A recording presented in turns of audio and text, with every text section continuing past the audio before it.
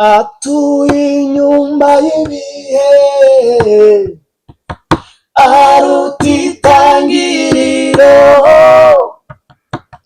nubwo ibihe byahinduka we ntibimukoraho. Yesu arakora, Yesu we, Yesu arakora,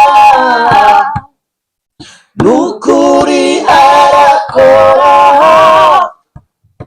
nubwo utarasubizwa ntuza kuko umutima. Yesu arakora, akiva mu mva akazamurwa, yahise anyoherereza umufasha kumbungabunga. Urukundo nkunda ntakirusumba, erega ni narwo ncungiraho ndubuze napfa.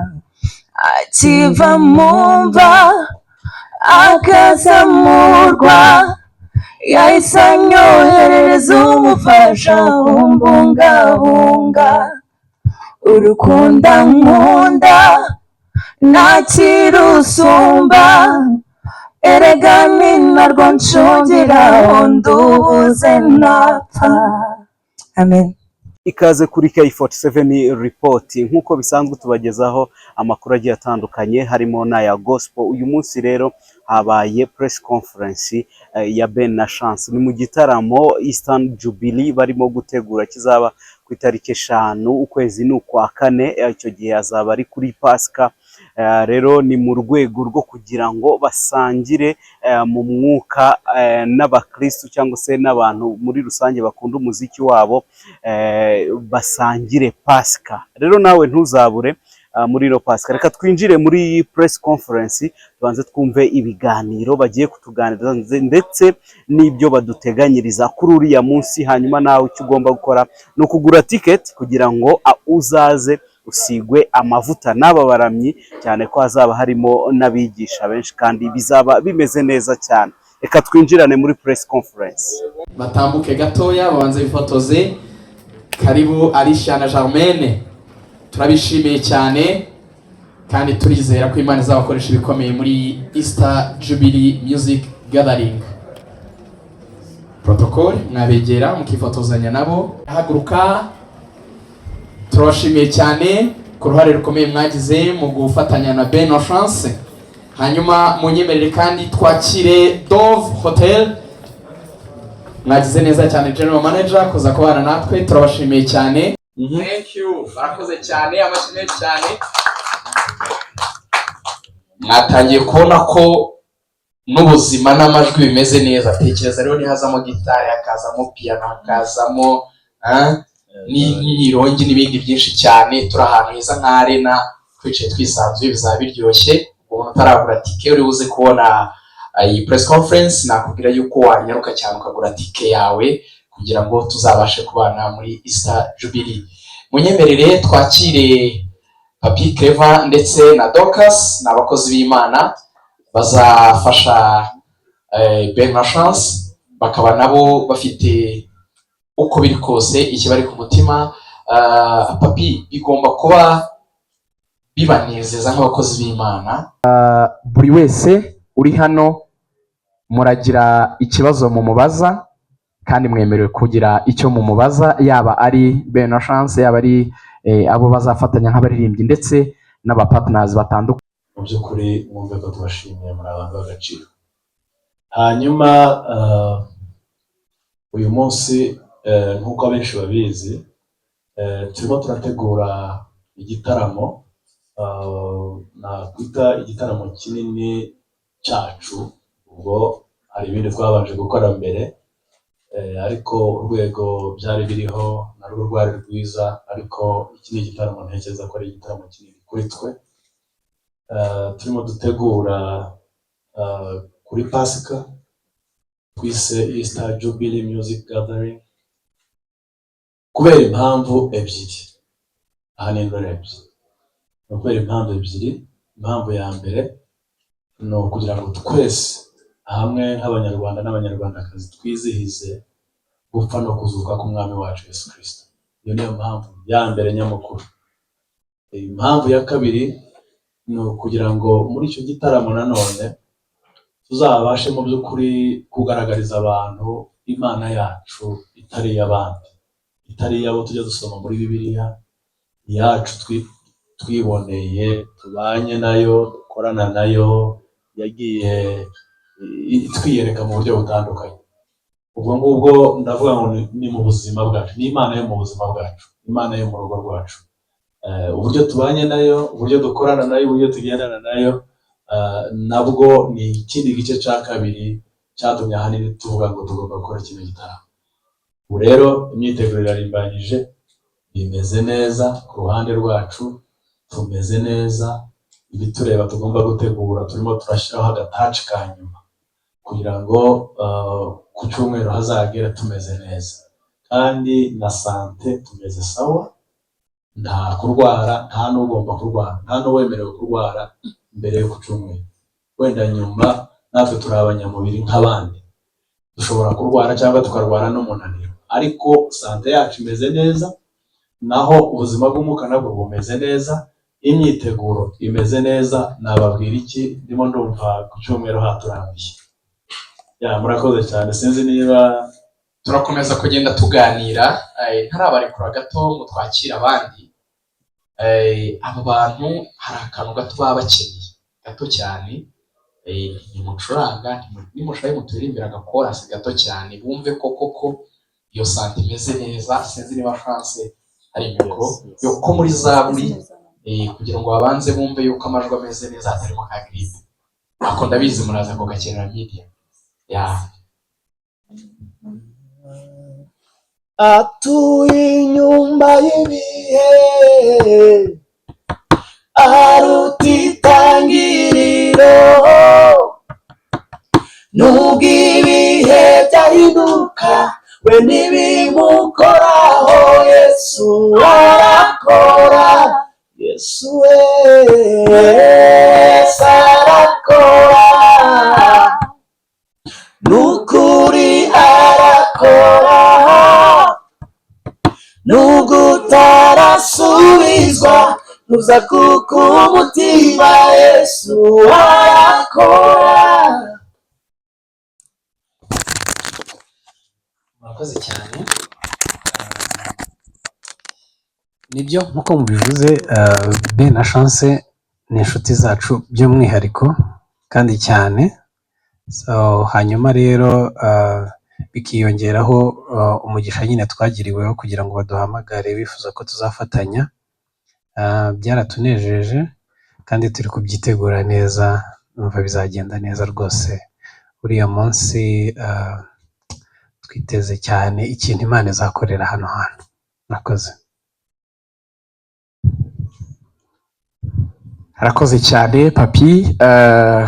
Uyu ni umunsi abantu biteguye cyane, natwe we can't wait kumva uko bazaba bameze uwo munsi. Munyemerere ndabino press conference mu buryo bwo gutuma abantu duhamagara amarangamutima yabo gato.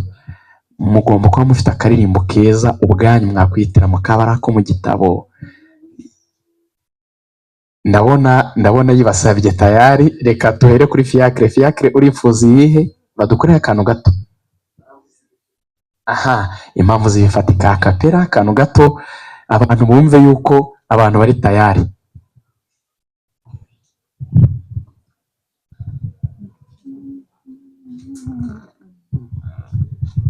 Nzafata ibimpungisha Imana, bigira impamvu yo kuyegera, nzaririmba izo kunesha, ngeze ku musozi w'urugendo, ntabwo nzicuza kugukurikira, mfite impamvu zibifatika.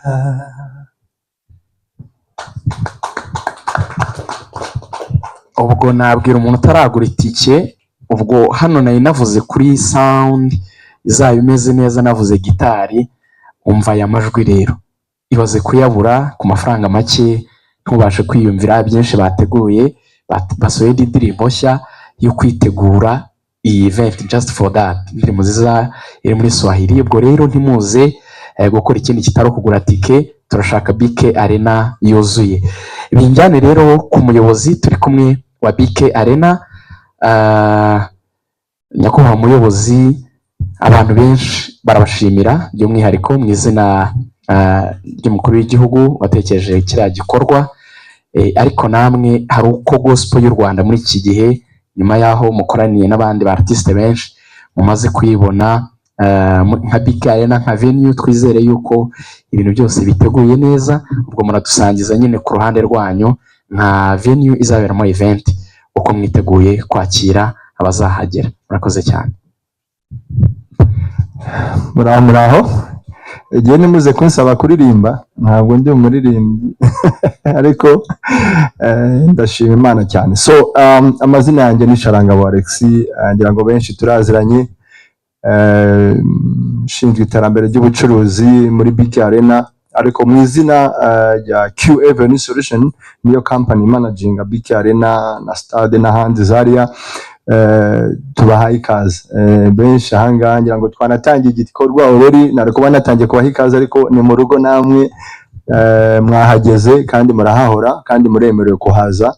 Rero tubahaye ikaze, igikorwa cyo tumaze igihe tugitegura, ibindi turaza kubiganira nyuma. Ubu kwari kubaha ikaze, nshimira cyane abafashe iya mbere kugira ngo dutegure iki gikorwa, harimo Fiacre nabo bakorana, noneho n'abahanzi cyane cyane Ben and Chance, ariko nishimiye cyane noneho n'abaje kwifatanya nabo, abanyamakuru, abaterankunga, kuko ibyo ni ibintu by'ingenzi cyane. Natwe BK Arena nubwo tuba natwe twajemwo nk'abaterankunga cyangwa abafatanyabikorwa, ariko dushimira n'abandi. Igihe nk'ubikora kenshi mbazi ko bitoroshye ko babivuga, ariko birashoboka.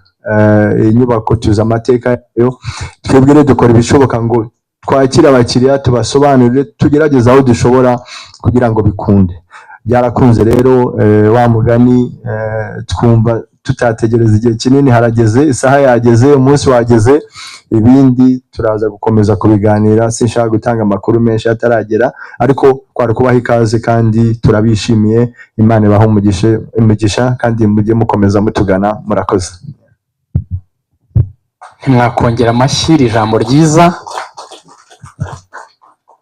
Ubundi twakoze amakosa, twihaye ikaze kandi twari kumwe na nyir'urugo, ariko kuko turi abana mu rugo yongeye kuduha ikaze. Munyemerere tuganire na Muyoboke Alex, akaba ahagarariye Vox, akaba rero ari kampani yafatanyije na Ben na Chance mu kuorganiza iyi event.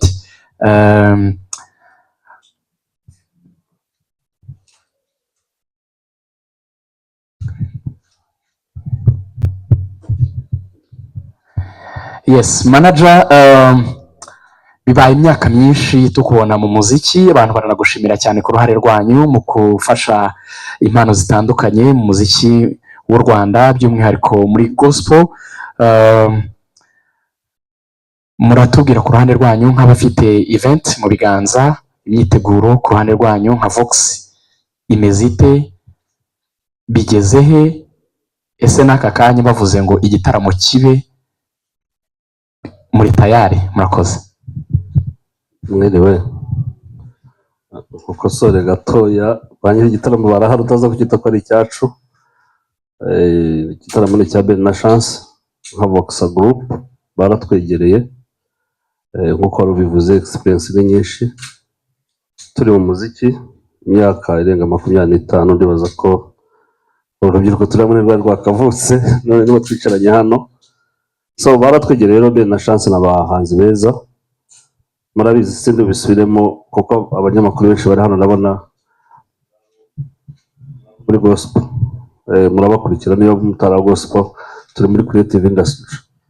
So rero yewe Muyoboke Alex nk'umuyobozi wa Vox Group na mugenzi wanjye Fiacre utinya kamera kurusha abantu bose, niwe wari uziranye na Ben na Chance from day one. Baraza kubabwira ukuntu bahuye bakora indirimbo ya mbere, ari babajyanye muri studio, ibyo baraza kubyisobanurira. So rero Reka kumbaho amafaranga menshi mukaba munkupa bite.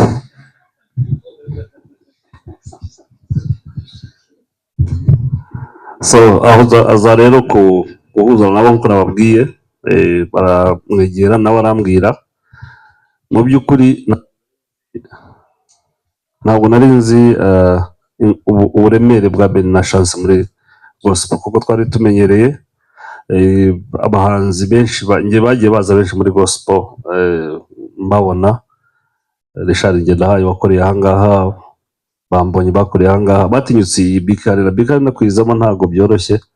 Abanyamakuru inshuti zacu tugendana, nubona umuntu ahagurutse akavuga ati ngiye kuza muri Big Arena, utekereza ko ari umuntu udasanzwe, kubera ko iyi nzu ntabwo isanzwe kugira ngo uyijyemo ubone abantu bayo. So nabatumye rero kugira ngo mugende mubabwire abantu bose bazaza. Rero nka Voxa batwegereye, tumenyere gutegura ibitaramo murabizi. Icyo twaherukaga cyari cya The New Groove, igitaramo cya Ben yari yatumyemo Bruce Melody, ni jyewe na Fiacre nka Voxa Group twateguye igitaramo cye. Korali Togikari yakiganira ngo twagiye duhura inshuro nyinshi, Nyamibwa n'abandi ni Voxa yateguraga. So nuko batwegereye baratubwira bati reka dukorane. Mu by'ukuri ikibazo warumbajije uvuga uti dufite biteguye bate, mperutse kubaherekeza. Ndi umuntu udakunda kujya mu nsengero, mutajya gusinjya mu rusengero. Hari aho twagiye noneho mbona bacurangiwe na bande ntazi, mutarepetanya nabo. Ndangije nababwira igitaramo njye nakibonye, ntabwo nzaza mu cya Arena kuko bakoze ibintu byiza, bariteguye ku rwego nanjye mvuga niba tugura ngo dukorere ubu none ahangaha igitaramo bagikora. Icyo nababwira rero, kugira ngo igitaramo kigende neza abantu baze, ni mwebwe itangazamakuru. Mudahari biragoye ko abantu bamenya ko igitaramo gihari. Mbonera no kubashimira, mwarakoze cyane kuko narakurikiye ukuntu mwagendaga mubivuga, ariko akanyuma ni ubu ngubu ngenda avuga nko kwamamaza. Ubu nibwo noneho babakeneye kurusha, muze kubikora mubwira abanyarwanda n'abanyamahanga bumva indirimbo zabo bazikunda bari muri iki gihugu kuzaza muri Arena. Muze gukata umutima wibuke aricaranye n'abakristo kuri hejuru kuri ahubwo muze kugaragaza nibyo mbasaba kugira ngo igitaramo cya Ben na Chance bigaragare. Mu by'ukuri ngira ngo n'impamvu nabaye interested mu myaka yabanjirije, ntabwo byabaga byoroshye kugira ngo ubone gospel artist cyangwa choir bakoraga ibitaramo by'ubuntu. Niyo mpamvu utabona ngenda umucuruzi singiye kubabeshya, najyagamo kandi ngira ngo abanzi nka Christian we tubiziranyeho hano mu nyamakuru mugenzi wanyu, nkunda gospel music kurusha ibyo ncuruza, kurusha sacyura. Biranagoye niba wanjye kugira ngo uzahasange indirimbo cyangwa cyara kibazo cassette cyangwa flash n'indirimbo zabo managing, nta ndirimbo zabo njya menya burya, ariko ndazicuruza. Impamvu gospel music niyo music iririyo.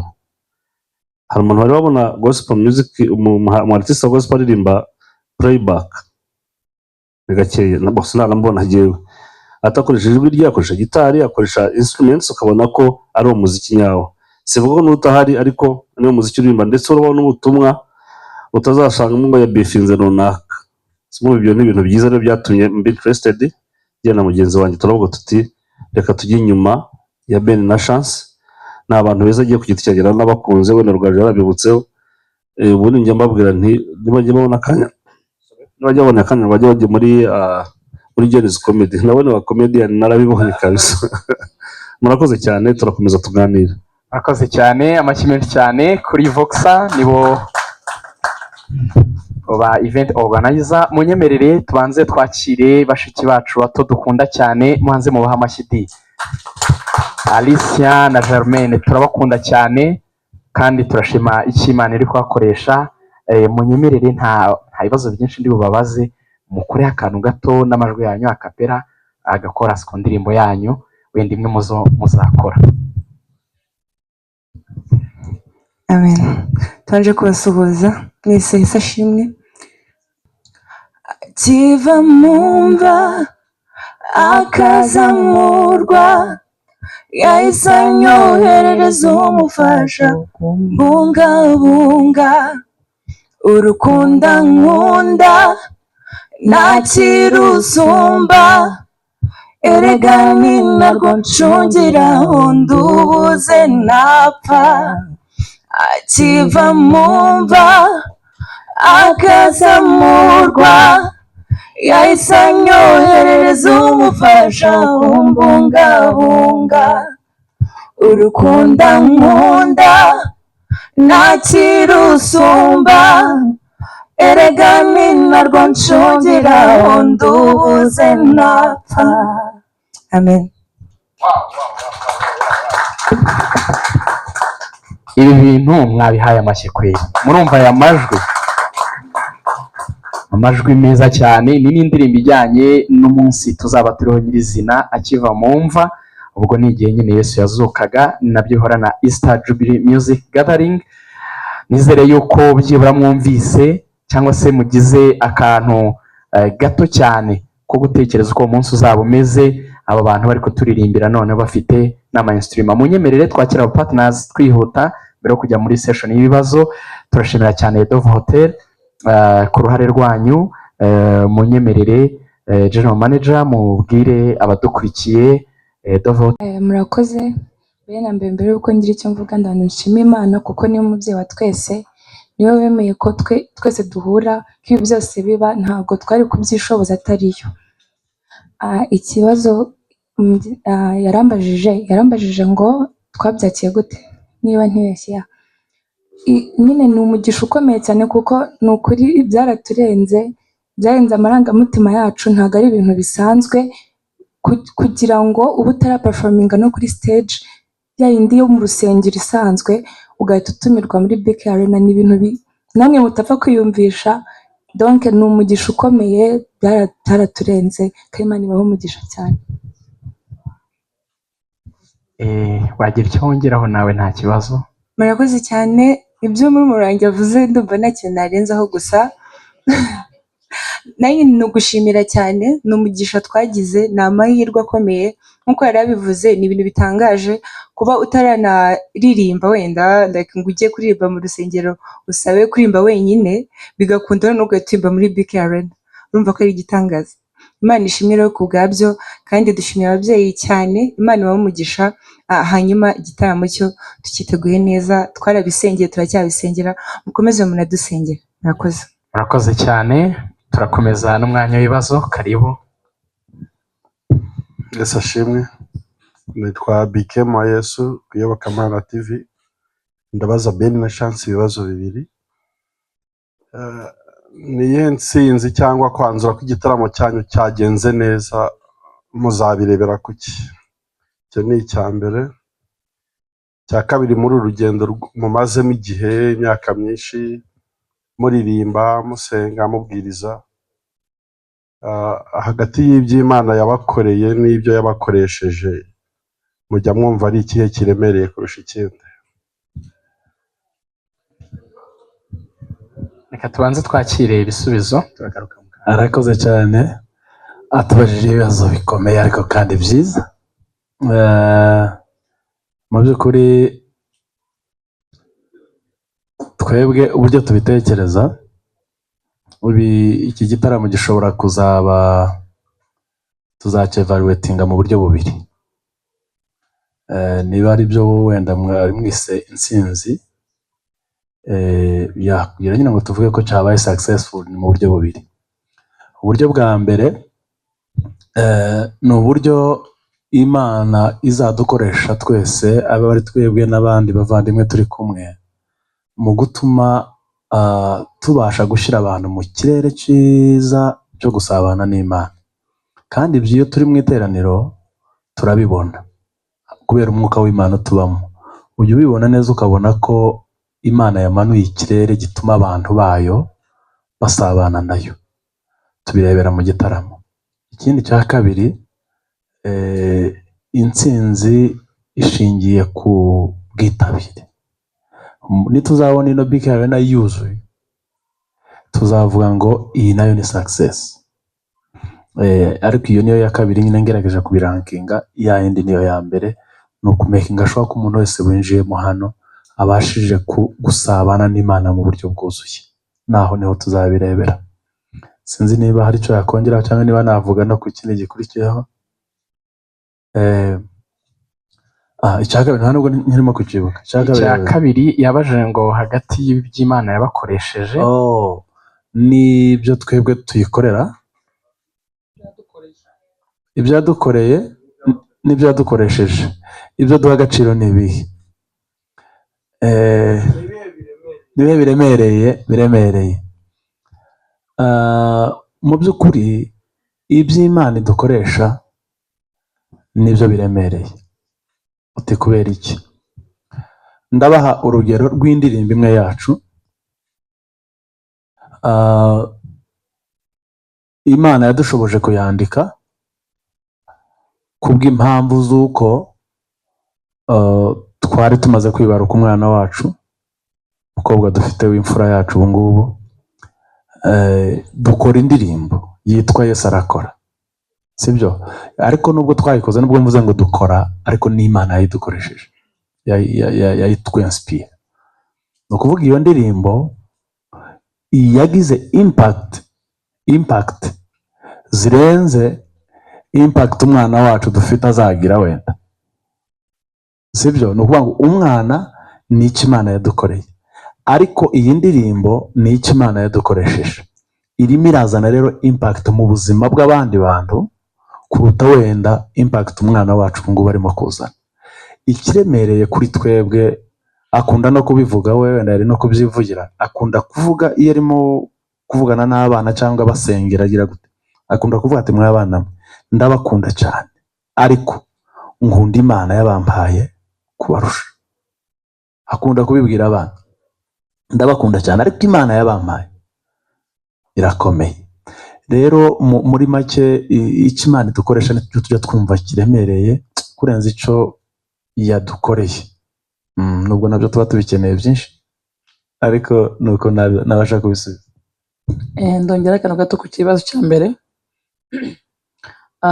Hari umugabo muri Kongomani witwa Mnongo, umuvugabutumwa, yatubwiye ko yari umupagani cyane, ari umubandi kabisa. Ajya muri stade muri Kongo habaye igitaramo cy'umugabo witwa Bonke, kera cyane. Ubu ni umuvugabutumwa ukomeye, ariko atubwira ko ari aho ngaho yakirijwe. Uwo munsi aduha ubwo buhamya ari kubwiriza mu rusengero, numvishe mbwiye Imana ngo Mana uzambabarire ninkoresha igitaramo hazagira umuntu y'umwe ubu umuvugabutumwa cyangwa umukozi wawe aturutse mu cya giterane. Sinzi aha niba ari iki niba ari ikindi, gusa nicyo kintu nsaba Imana buri gihe. Kubera iyo mpamvu njya numva twanashizeho n'igihe cyo guha abantu se abakizwa barahari kuko nicyo kintu kiba kiri mu ntego cyane cyane yacu. Nimba n'umuntu y'umwe uhindukira ku bwa Kristo biturutse muri kino giterane, izaba ari intsinzi irutse izindi ntsinzi zose. Murakoze. Reka tubashimire mwebwe twabanye muri iyi press conference. Mwabyumvishije ibyo baduteganyiriza byose kuri uriya munsi w'itariki 5 z'ukwezi kwa kane 2026. Ni press conference rero yari irimo abantu bagiye batandukanye nk'uko mwabibonye. harimo Muyoboke nka manager w'abahanzi bagiye batandukanye. Uyu munsi rero mwabonye ko no mu bahanzi bakora gospel aba yahigereye, aho rero yavuze yuko ngo burya niwe yicurangira gospel gusa Sekira atajya ayicuranga. Ibyo ngibyo rero ni bimwe mu byatumye yifuza gukorana n'aba bahanzi, nabo bakamwemerera bikarangira bateguranye kino gitaramo. Ni ku itariki 5, ntuzigere ubura. Nanjye nzaba mpari ndetse n'uwo bita Pierre Manishimwe azaba hari. Ego nizere ko kandi mukurikira ikiganiro Gospel Hour kuri BTN TV buri kumwe na Pierre Manishimwe nyine nkuko mbivuze. Nawe ni umukozi w'Imana wabigize umwuga. Reka mbashimire rero. Ni kuri K47 report. Mukore subscribe, mukore share ndetse na comment, hanyuma mutubwire uko mwabonye ino press conference. Munatubwira icyo mwiteze mu gitaramo cya Ben na Chance, nk'uko bavuze yuko biteze ko hari abantu bagomba guhindukira muri iki gitaramo nabo bakaba abakozi b'Imana. Ciao ciao.